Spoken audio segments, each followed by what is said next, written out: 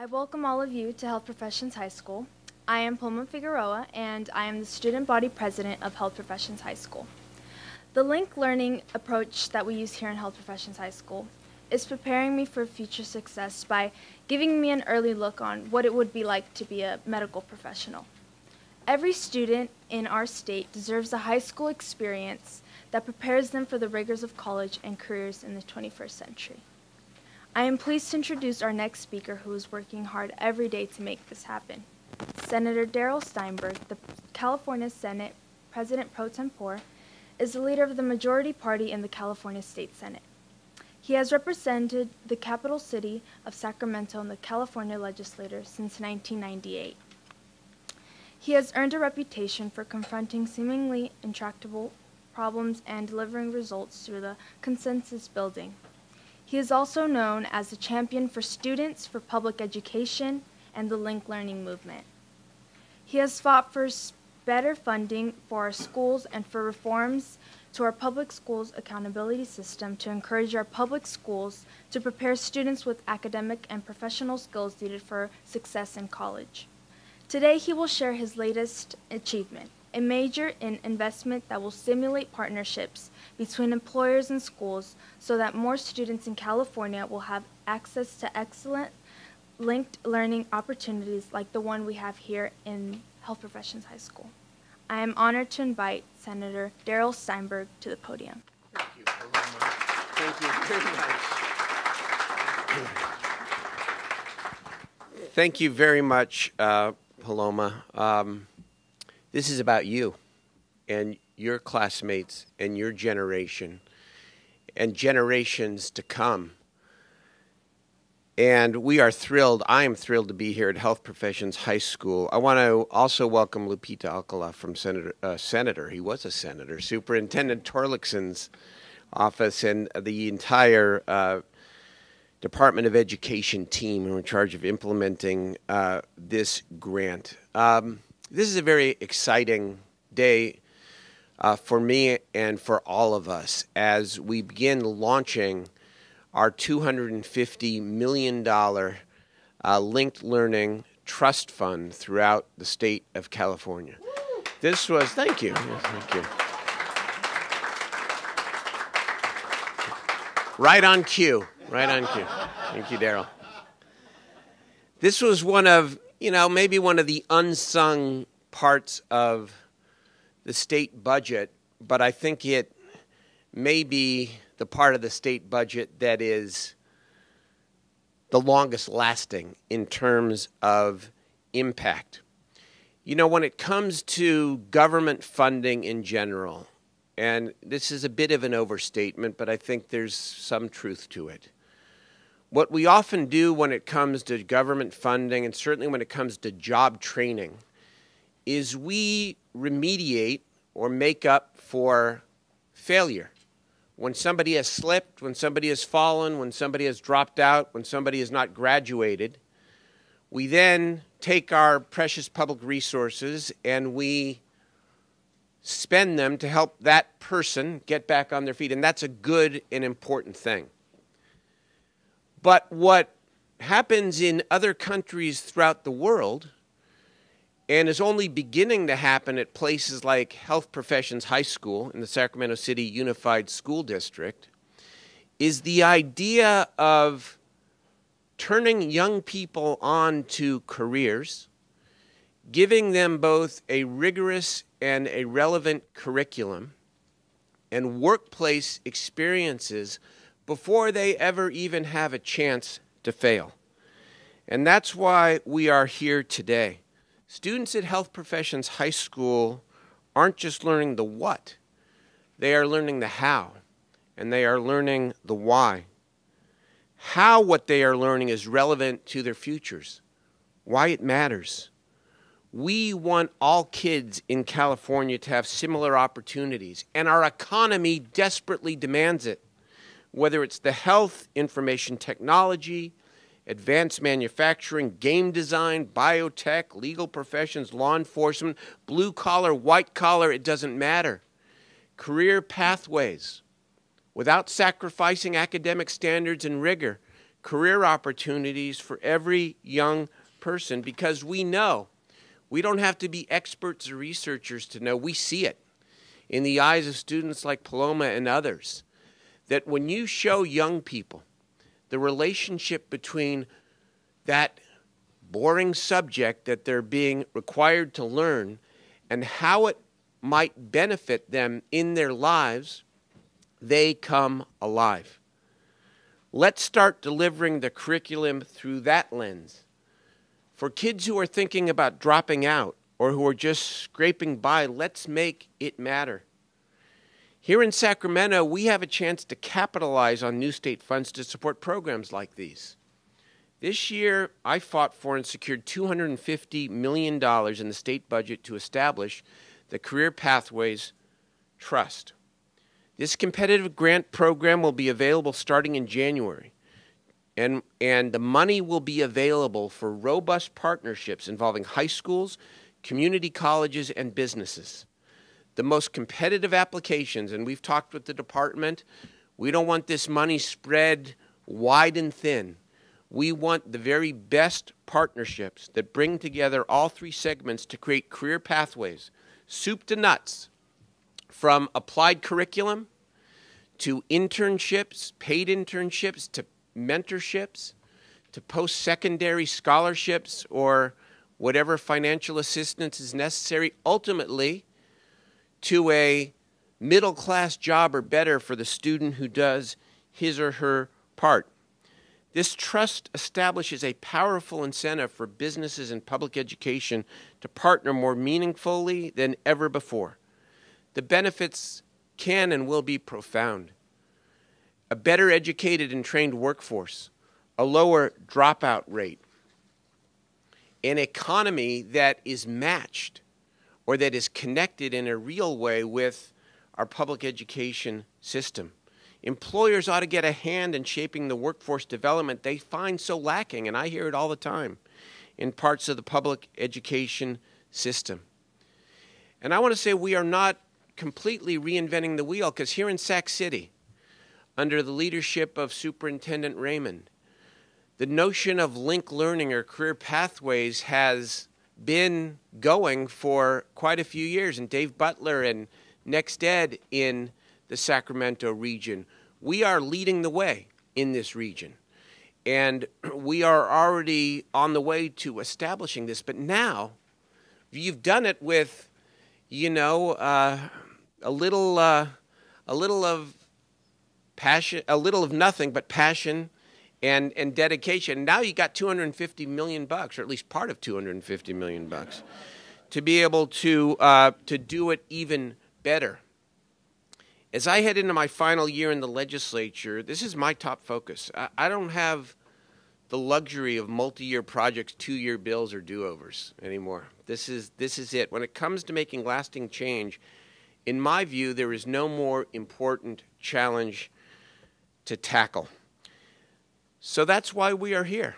And to kick this off in the Sacramento region, and I know that the department and other state leaders are traveling throughout the state holding similar events. I know I plan to travel to the Bay Area and to Southern California to do this. And really, our message here in conclusion, before I introduce Superintendent Raymond, is even though we have this financial incentive, we want business, we want lead industries to step up and see this not just as a philanthropic add-on or something that would be nice to do for kids, but to see this opportunity as the beginning of a change in our American culture.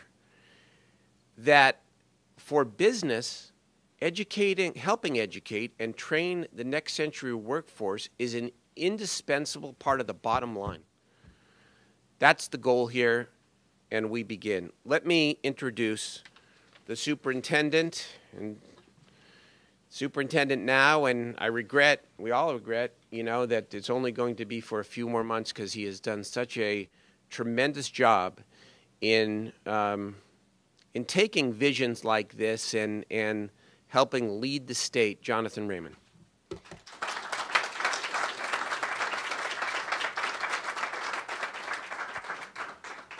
Good morning, and again, it's a pleasure for me to welcome you to Health Professions High School.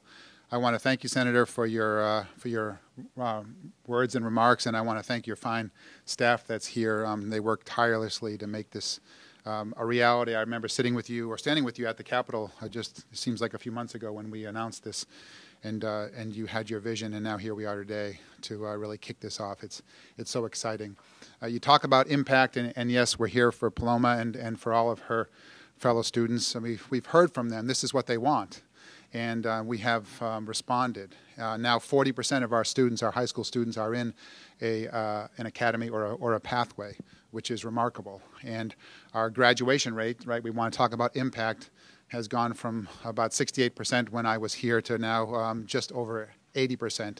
Our dropout rate is almost down in the single digits. So we know that this initiative and these pathways and academies work, and I want to just salute our friends at the Irvine Foundation and Connect Ed who are here today to thank them for helping along with you to be tireless champions.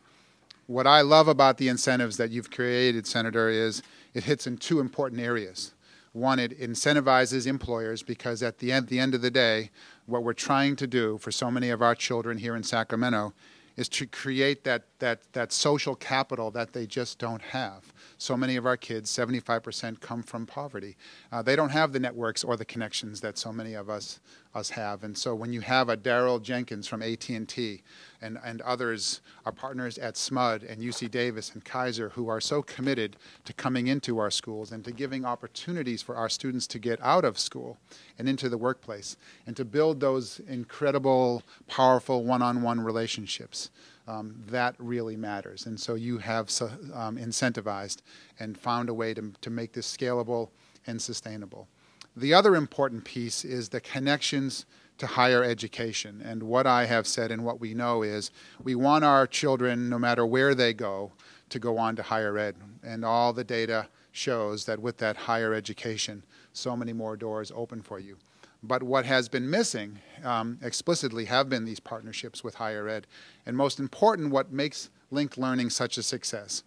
It's not only the core academic subjects that you referred to. It's not only the technical subjects that you referred to. It's not only these work-based and project-based opportunities, but it's the supports. It's the wraparound services that are so key for our young people who, again, are coming out of largely poverty. And so when they get to higher education, it's important that these supports are there for them so that they can be successful. So along with the social capital, we're creating a safety net for them and an extension in a pathway.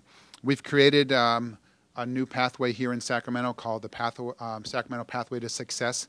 It's built off of exciting work in Long Beach, the Long Beach Promise, and it's an explicit connection between Sac City College, Sac City Unified, and Sacramento State, where 80% of our young people go. So thank you again, Senator, for your tireless championing of this work.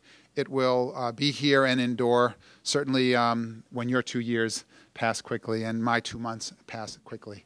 I have a tremendous team here, and they've been able to go from a mere 7 or 8 pathways when we first started, and now we have 22 and counting. So we're excited, and this is an initiative long overdue and way ahead of its time. So thank you, sir.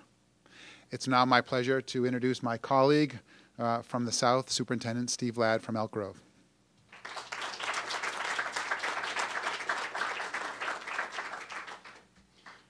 Good morning. As the two speakers before me shared, this is a momentous opportunity for us, and I want to likewise thank Senator Steinberg for his vision and his leadership. The partnership that both Senator Steinberg and Superintendent Raymond talked about is absolutely essential in bringing our students forward and preparing them for the 21st century. The partnership that we're looking for with our employers allows our young people to connect with you, the employers, through internships, field trips, job shadowing, career opportunities, career exploration. There's any number of ways that our young people can gain tremendous insights through the work that you do and we can do as a region. Not only do they understand the industry better and what is required of them joining the industry, but they get a sense of workplace culture. They get an understanding of what the professional skills are needed for them to be successful going into the 21st century. Partnerships are critical to the success that we want to take place now and into the future. Those partnerships, as Jonathan said, with higher education, but with businesses. Businesses joining hand in hand with what we do. There are other avenues for our businesses and industries in the Sacramento region to join hands with K-12, and that is by joining our advisory committee for our academies with our pathways. In Elk Grove, we too have been very fortunate. We have 18 academies and 8 pathways, and we have advisory committees, and we want to have our employers, our industry leaders with us so that we are ensuring that the curriculum that we're offering is absolutely reflecting the industry standards of what you need to be competitive in the 21st century. The Career Pathway Trust brings us new resources and great opportunities to continue to build on the success that we enjoy in this region. It allows us to do this work in a very systemic way. It's not fragmented. It does require all of us having that clear vision and focus that Senator Steinberg talked about so that we make sure all of our children are prepared for the 21st century. If we do what we believe we can, and I have every belief that we as a region will be successful, and the state will be successful because of this enterprise, our regional economy in Sacramento is going to continue to grow, and California's economy is going to continue to grow because we'll have young people that are going to go on to higher education and into the workforce well prepared to make their mark and do great work. So again, Senator, I thank you for all of the great leadership. I thank our partners, ConnectEd, and everyone else that has lent so much support to this tremendous initiative. At this time, it is my pleasure to introduce the District Superintendent for Folsom Cordova Unified School District, Deborah Betancourt, representing the Crane Linked Learning Consortium. Deborah. Good morning. As you can tell, we are very passionate about linked learning because it affords our students opportunities, because it works. Linked learning students understand how their high school education relates to their next step and beyond. In other words, linked learning answers the question we've all heard, and we've in fact ourselves have asked, why am I learning this? Why do I need to learn this? It's part of school. Once students can answer that question for themselves, they are inspired and self-motivated to work harder and have higher aspirations for themselves. Linked learning helps students raise their aspirations and achievement levels by offering students personally relevant to them, rigorous academic, and career-based curriculum with real-world professional experience. You might ask, how do they get that real-world experience? It's by mentors. Adult mentors from their career pathway industries work with them. They bring them something that they are not exposed to otherwise in a classroom. It's beyond what we as teachers and administrators can offer, and something that helps make linked learning powerful. If you talk to any of us, the superintendents, the teachers, the students in the classrooms will tell you about the number of students that have come to high school not knowing what their next step would be, but once they're connected with a career pathway, they quickly raise their own aspirations and indeed go on to be successful. And I'd like to introduce Darrell Jenkins, AT&T's manager for area engineering, past president of 100 Black Men of Sacramento.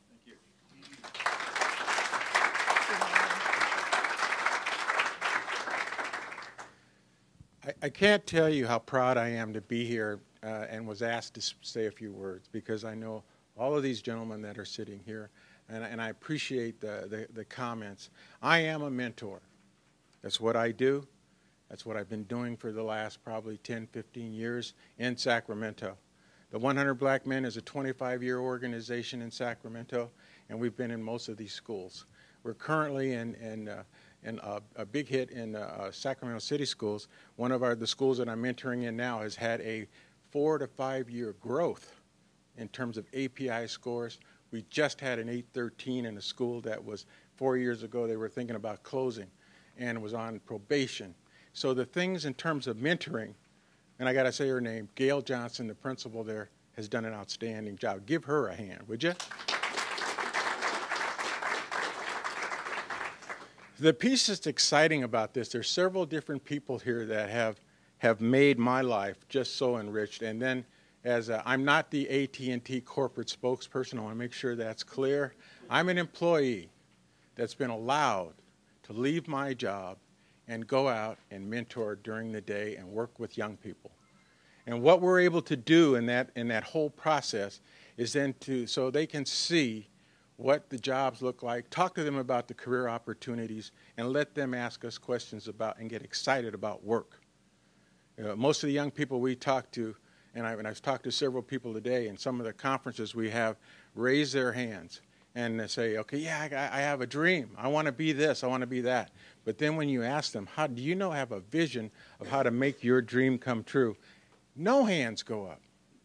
That's a problem. That is a huge problem. Because guess where they end up? On the streets, pushing a shopping cart, looking for plastic bottles. I absolutely tell you that's where they're headed. It's a problem. Or incarceration.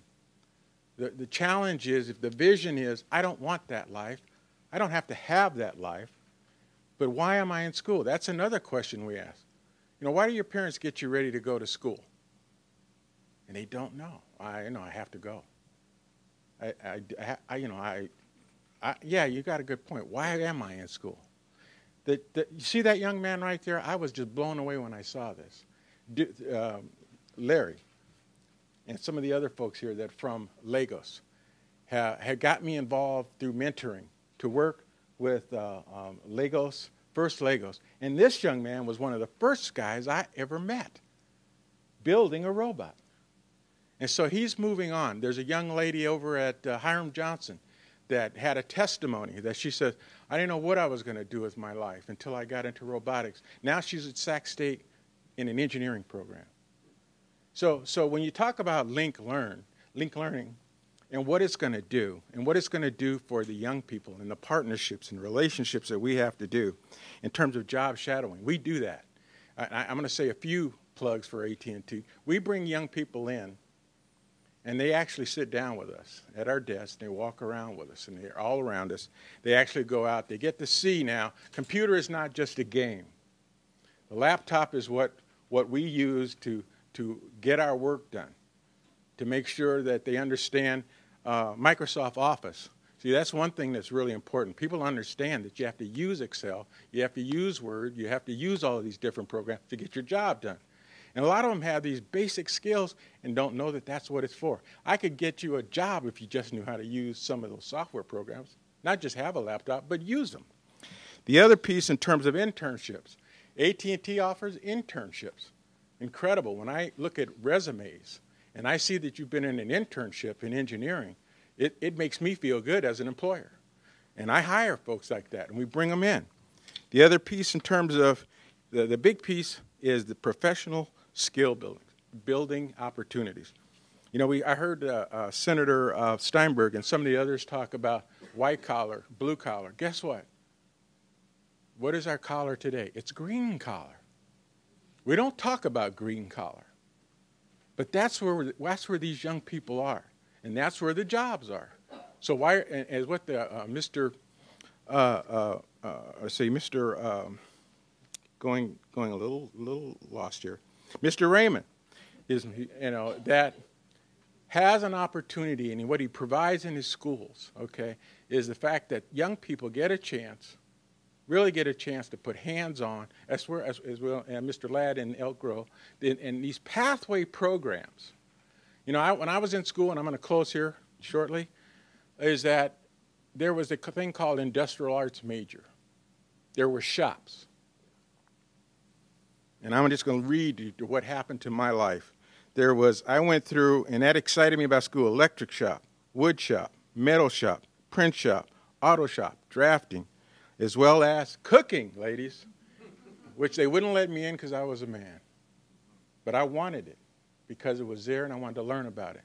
What was so exciting about this, when I graduated from high school and I had a couple years in college and I wanted to go get a job, I went to Douglas Aircraft, and with those skills, they put me to work making big money, building DC-8s and 9s because of those shops.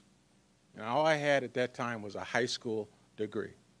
So if you have a degree and you come out of high school and you can go get a job, Pathways is looking to do those things and turn it around to have a green-collar skill, to have a green-collar opportunity so that your high school certificate means something. It's not just something that, I got to have so that I can go forth and get a college degree, but I can take that and build upon it. So in closing, I want to say that Mr. Raymond, Mr. Steinberg, Mr. Ladd, this is what you have built for Sacramento. And I know these gentlemen. I remember when Mr. Steinberg started. Mr. Raymond came and we had a great opportunity. Mr. Ladd and all these folks, they were been part of the community. I'm absolutely telling you, I've seen them. If Mr. Senator Torlakson was here about 4 or 5 years ago, we were on the steps of the Capitol with him when he first started his campaign on education. That's what makes it so exciting to see all of you here. I wish he was here because I would say, thank you. No, this is just thank you. Because you don't, and when I go and visit these kids in jail and they don't know what to do and they can't make decisions, it's a problem. So I just want to thank everybody. I thank Mr. Steinberg. At this point in time, I'd like to introduce Mr. Christopher Cabaldon. Are you here, sir? Thank you. Thanks, Darrell, and thanks to our friends at Health Professions High School, which really is a beacon in this district, in this region, and throughout California as what is possible in linked learning. And we've talked about linked learning as though everybody knows what it is this morning, but just to let me wrap it around, because it is a thoroughly modern notion. And I want to pick up what Darrell said around the industrial shop and wood shop and all. I had electric shop and wood shop as well. Here's what we're talking about that's different. This is not your grandfather's CTE or voc ed reinvented with a new name. This is about assuring that every single high school student graduates, first of all, because they are engaged, they care about what it is that they're learning, and they graduate fully ready for college, fully ready, university eligible, A to G for those of you college nerds, without the need for remediation of any kind, and having completed a high-quality career technical sequence, a pathway that meets the state standards, and have completed a high-quality work-based learning experience with real-world adults that brings it all together, along with the wraparound support services that Jonathan Raymond talked about so eloquently. Those are the four components, the four promises of what linked learning is all about, so that a student graduates with every opportunity still in front of them. No one decides in 9th grade, including the student, I'm going to be a firefighter, an astronaut, a nurse, and my fate is cast, the die is cast. You can decide that and enroll here at Health Professions High School. I really want to be a doctor. And one of my favorite graduates of Health Professions High School who spoke at an event like this just a year and a half ago, said the experience brought to life what he was learning. He took Spanish, and in Spanish, he learned Spanish just like I learned Spanish in high school, except he could say the words for prescription and x-ray and everything else that mattered in what he was thinking about. It connected to the rest of his curriculum. His history course focused on American history, but with a lens around healthcare. The mathematics all connected back to what he was studying and what he was learning on his on-the-job internship. Every part of the experience came together through his work here at Health Professions. So I asked him, so you're going to be a doctor or a nurse, a radiologist? He said, no. Part of what I learned through this exciting and engaging experience was I don't like blood and I don't particularly like helping people. What I want to do is go to Harvard and study to become a mathematician. And that is exactly the point, right? Many, many, many graduates of Health Professions High School, many, many graduates of the Engineering Academy down the road will go into careers in health and engineering, and many won't. But they will have graduated from high school, unlike so many of their peers across the country. They will have accomplished something. They will know what a career is like. They will have developed the career readiness skills and the ability to know and do something that matters in the world with the confidence and the skill set in order to succeed. That's what linked learning is all about. And that's why what we're talking about today is so incredibly powerful. Both the $250 million that Senator Steinberg has brought to the table, but that's scaffolding. That's help for what the 25 school districts in this region are proposing to do that is so dramatic.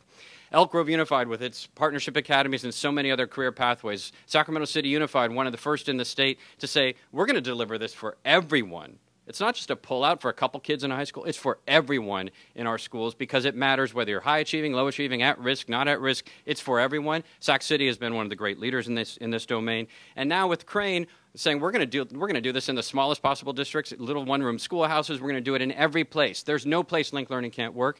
This region is about to launch something that is incredible through a little bit of other funding that Senator Steinberg delivered through SB 1070 to allow for this district-wide linked learning project to happen on a region-wide scale here in the Sacramento area. It only works with employers, though, because that work-based learning experience is so critical. And the career sequence that actually matches up with that in terms of the design that the advisory committees do that Superintendent Ladd described is so important. Without the work-based learning experience to bring it together, to make it real, to make it relevant, both for students through internships and for teachers through externships, it doesn't work. And so for every student in this region to get work-based learning will require employers to step up like we never have before, and in ways that we've never thought of before. And it's why the support of the James Irvine Foundation and J.P. Morgan Chase in this regard, the work that the Linked Learning Alliance is undertaking with the Foundation for the California Community Colleges and many others in our region is so important as we try to make sure that the $250 million that Senator Steinberg has fought so valiantly for to bring to the table is not lost, is not wasted, is not that delivers the sort of long-term systemic change that he has desired. So it is an exciting moment as we work towards bringing linked learning to all in this region and throughout California and making sure that Sacramento gets its share of that $250 million in order to really leverage strong work-based learning experiences that will bring the curriculum and the linked learning to life for all. So thank you for that. We're also joined by Bobby Singh Allen, who's a member of the school board in Elk Grove Unified. It's important to note this only works with the support not just of the superintendents, but of their boards as well, and their deep understanding of the linkages, the integration between college readiness and career readiness. So we are now going to take questions and answers from the media, and we're all available for questions, including Lupita Cortez-Alcala, who is the deputy superintendent and is fluent in Spanish and is able to answer any questions that are in Spanish. Russ Weichel is here, the director of college and career readiness for the California Department of Education. I think Senator Steinberg speaks Hebrew. If there are any other publications here that need any other languages. This question goes out to either of you two. Christopher, if you want to this is strictly for the $250 million. Is that nationwide? Is that just for California? What exactly is that money going for, or is it just in Sacramento region? It's California. It's part of the California state budget, $250 million, $250 million, a lot of money. A tenfold increase approximately in what we've spent on the very successful partnership academies. And so the money's not just going to be given, it's going to be competitive. And what we want to see are not just districts acting on their own or businesses acting on their own, but districts, high schools, businesses, and community colleges putting applications together to show how they are going to provide that 9th grader, that 10th grader with a pathway that is, as Christopher said, rigorous, relevant, that leads to not only workplace-based experiences, graduation from high school, but ultimately the pathway to a high-wage job. That's what we're looking for. Senator, are there any strings attached to the money in any way as far as maybe a certain portion has to go to Southern California, to Northern California, and is it first come, first served until the money runs out? Not first come, first serve. There are no geographical limits, but hopefully that in the end there will be a geographical balance, but that will depend upon who steps up. I mean, when we talk about the culture and changing the culture and engaging the business community, it is really going to be those regions that have the kind of partnerships that we have in the greater Sacramento region that are at least going to have a leg up and a head start because it's not first come, first serve. And if it takes, frankly, more than a couple months to get out all the money, fine. I mean, we want to make sure that the money is spent for models that can then be replicated throughout the entire state. So in regards to this 250 million, will it be extended? That's for just this budget year? Will this go beyond that? How do you see Well, that? I mentioned earlier that I have 1 year left. And one budget left. But I mean, look at, let's see how it goes in January, February, March, how we get the money out. The demand, I got to tell you, the RSVPs for our dinner tonight, for example, where we're going to lay some of this out in more detail, we're oversubscribed from business. And I'm hearing that that's true throughout the state, that the response and the demand has just been tremendous. And so if there is the need to go back to the budget and get some more out of Proposition 98 to award all those worthy applications, I'm certainly game for that. Can you please explain more concretely how the money will be spent? Is it to pay teachers to provide classes? Is it to give to businesses so they can provide paid internships? Exactly how does the money flow? So that is still in much of the detail we will learn more about when the Department of Education under Superintendent Torlakson releases the request for applications. But here's some of what we do know. So this is funding for local education agencies. It's Proposition 98 money, again, for the budget nerds. So it is funds that must flow to schools, community colleges, and county offices of education. And to be used for the purposes of expanding career pathways and developing the infrastructure for work-based learning is one of the central pieces. So the legislation outlines 5 critical areas for the investments to be made. So when the RFA comes out, I think we're expecting a draft within the next month or two, and then the actual RFA released for proposals in the beginning part of 2014. That districts will be inventing this. But really, I think what the department is working towards creating an environment where innovation is occurring, because taking especially the work-based learning dimension to scale. Right, it's one thing about saying, well, for 30 kids in one high school, we figured out the internship issue.